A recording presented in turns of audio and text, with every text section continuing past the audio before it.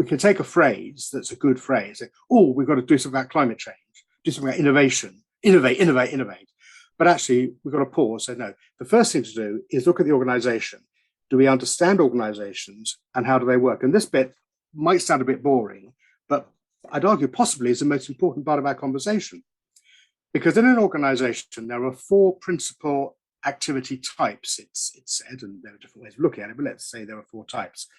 The steady state, the innovation, crisis, and policy.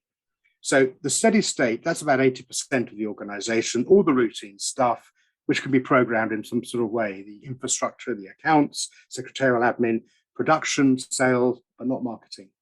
We then have got innovation, everything directed to changing the way that the organization does things, research and development, parts of marketing, the development side of production, corporate planning, some parts of finance.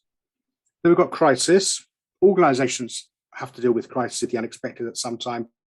No one has a monopoly of crisis. They can occur anywhere in the organization, but often will happen at that external face where the organization meets out the outside world, as it were.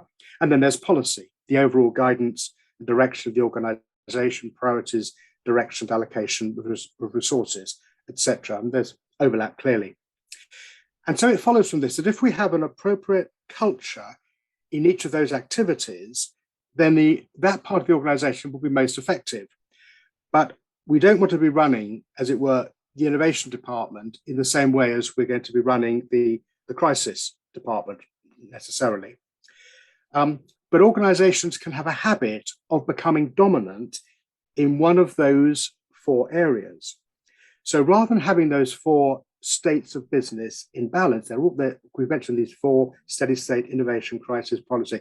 Rather than having them in a healthy balance, the organization predominantly is always in crisis, or just consists of policy, or always just tries to be innovative, or just never rock the boat, the steady state.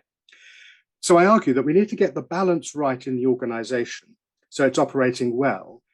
And then into that organization, we encourage innovation.